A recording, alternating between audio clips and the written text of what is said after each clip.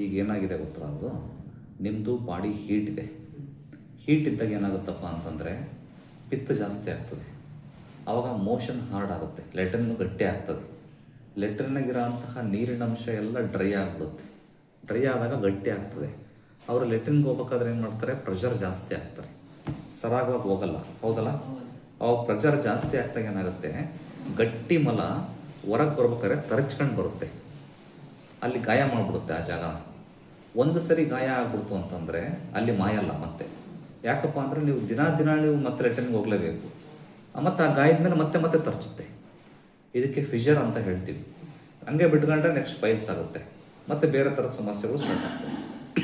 ಆ ಜಾಗದಲ್ಲಿ ಗಾಯ ಮಾಯೋದು ಕಷ್ಟ ಸ್ವಲ್ಪ. ಇಂಥ ಕೈಯಲ್ಲೆಲ್ಲರ ಗಾಯ ಆಯ್ತು ಅಂತಂದರೆ ನಾವು ಅದಕ್ಕೆ ನೀರು ಹಾಕದಂಗೆ, ಹಸಿ ಮಾಡ್ದಂಗೆ ನೀಟಾಗಿ ಇಟ್ಕೋಬೋದು. ಅಲ್ಲೇ ಹೆಂಗೆ ಇಟ್ಕೊಳಕ್ಕೆ ಬರುತ್ತೆ? ನೀರು ಹಾಕಲೇಬೇಕು, ದಿನ ಲೆಟ್ರಿನ್ಗೆ ಹೋಗಲೇಬೇಕು. ಇನ್ಫೆಕ್ಷನ್ ಆಗೋ ಚಾನ್ಸಸ್ ಜಾಸ್ತಿ, ಗಾಯ ಮಾಯಲ್ಲ. ಅದಕ್ಕೆ ನಾವೀಗ ಏನು ಮಾಡ್ಬೇಕಪ್ಪ ಅಂದರೆ, ಅದಕ್ಕೆ ಆಪ್ರೇಷನ್ ಮಾಡ್ಬೇಕು ಅಂತ ಹೇಳ್ತಾರೆ. ಆಪ್ರೇಷನಿಂದ ಪ್ರಯೋಜನ ಆಗಲ್ಲ. ನಾವು ಅದಕ್ಕೆ ಏನು ಮಾಡಬೇಕು, ಡೈಜೆಷನ್ ಸರಿ ಮಾಡಬೇಕು, ಹೀಟ್ ಕಮ್ಮಿ ಮಾಡಬೇಕು ನಿಮ್ಮ ಬಾಡಿದು. ಆವಾಗ ಮಲ ಮೆದುವಾಗ್ತದೆ, ಸಾಫ್ಟಾಗಿ ಹೋಗ್ತದೆ. ಆ ಸಾಫ್ಟಾಗಿ ಹೋದಾಗ ಗಾಯದ ಮೇಲೆ ಮತ್ತೆ ತರ್ಚಲ್ಲ. ತರ್ಚಲಿಲ್ಲ ಅಂತಂದರೆ ಗಾಯ ಮಾಯುತ್ತೆ. ಗಾಯ ಮಾಯಿತು ಅಂತಂದರೆ ಬ್ಲೀಡಿಂಗ್ ಆಗಲ್ಲ. ಈಗ ಬ್ಲೀಡಿಂಗ್ ಆಗುತ್ತಾನೆ ಯಾವಾಗ ಒಂದ್ಸರಿ ಬ್ಲೀಡಿಂಗ್ ಆಗುತ್ತೆ ಅಲ್ವಾ?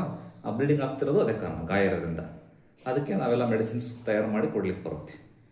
ಕರೆಕ್ಟಾಗಿ ತಗೊಳ್ರಿ, ಸರಿ ಹೋಗುತ್ತೆ. ಆಪ್ರೇಷನ್ ಎಲ್ಲ ಬೇಕಾಗಿಲ್ಲ. ಇದಕ್ಕೆ ಫಿಷರ್ ಅಂತ ಹೇಳ್ತೀವಿ ನಾವು. ಮೊಳಕೆ ಟೈಪ್ ಇದೆಯಲ್ಲ, ಅದೆಲ್ಲ ಸರಿ ಹೋಗ್ತದೆ. ಅದ್ರ ಬಗ್ಗೆ ಅಂತಲೇ ಕೆಡಿಸ್ಕೊಂಬಿಟ್ರಿ. ಮೆಡಿಸಿನ್ ಎಲ್ಲ ಸರಿ ಹೋಗ್ತದೆ. ಆಪ್ರೇಷನ್ ಮಾಡೋದ್ರಿಂದ ಪ್ರಯೋಜನ ಆಗಲ್ಲ. ಯಾಕಪ್ಪ ಅಂತಂದರೆ ಆಪ್ರೇಷನ್ ಮಾಡೋರು ಆ ಲೋಕಲ್ ಪಾರ್ಟ್ ಅಷ್ಟೇ ಗಮನಿಸ್ತಾರೆ. ಆ ಮೋಷನ್ ಸರಿ ಮಾಡೋಕ್ಕೆ ಅದಕ್ಕೆಲ್ಲ ಪ್ರಯತ್ನ ಪಡಲ್ಲ. ಮತ್ತೆ ಮೋಷನ್ ಹಾಳಾತು ಅಂದರೆ ಮತ್ತೆ ಆಪರೇಷನ್ ಮಾಡಿರೋ ಜಾಗದ ಮತ್ತೆ ಕಿತ್ಕೊಳ್ಳುತ್ತೆ. ಆ ಹೊರ ಭಾಗದಲ್ಲಿ ಆ ಸ್ಪಿಂಕ್ಟರ್ ಮಸಲ್ ಅಂತ ಹೇಳ್ತೀವಿ, ಅಲ್ಲಿ ಎಲಾಸ್ಟಿಕ್ ಇರುತ್ತೆ, ಅದು ಕಂಟ್ರೋಲ್ ಮಾಡುತ್ತೆ ಮೋಷನ್ನ. ಆ ಜಾಗದಲ್ಲಿ ತರ್ಚಿದೆ,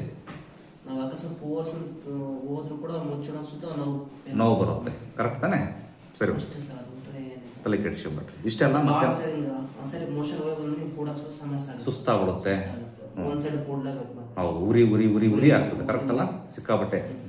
ಸರಿ, ಮತ್ತೆ ತಿಂಡಿ ಬರುತ್ತೆ.